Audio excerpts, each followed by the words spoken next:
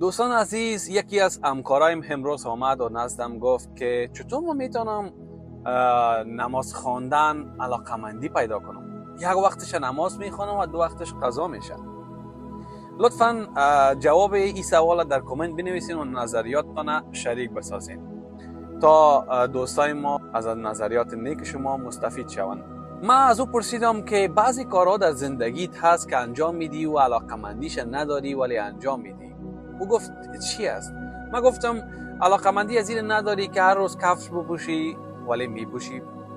علاقمندی از این نداری که دندانت برس کنی ولی هر روز برس میکنی. پس چرا این کارا را انجام میدی؟ در جواب من وقتی دندان خود برس میکنم به خاطر از این است که دندان ما کرم نخوره، دندان ما از بعضی کثافت ها نگه دارم. یعنی دندانای خودم میخواست نگهداری کنه.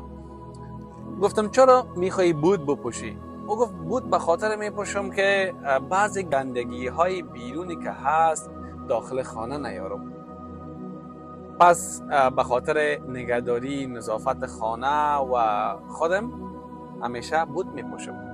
من در جواب گفتم که پس نماز خواندن هم به خاطر نگهداری بدنت است، به خاطر نگهداری و پاک نگه داشتن وجودت است. پس اگر میخوایی بدنت از بدیها نگه داری همیشه نماز بخوان. نماز همیشه کوشش کنین که به خاطر علاقمندی نخوانین. باید معنی نماز خواندن درک کنین که چرا من میخوایم نماز بخوانم، چرا من وقت خدا تلف میکنم میایم 5 وقت نماز میخوانم.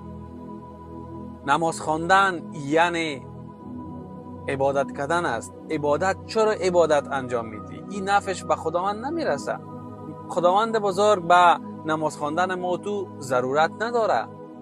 این ضرورت خود ما است به خاطر نگهداری بدن ما از بدیهای این دنیا است. پس اگر میخواین در زندگیتان موفق شوین معنی درست نماز خواندن احساس کنین و نماز به خاطر علاقمندی و عادت نخوانین. موفق باشین.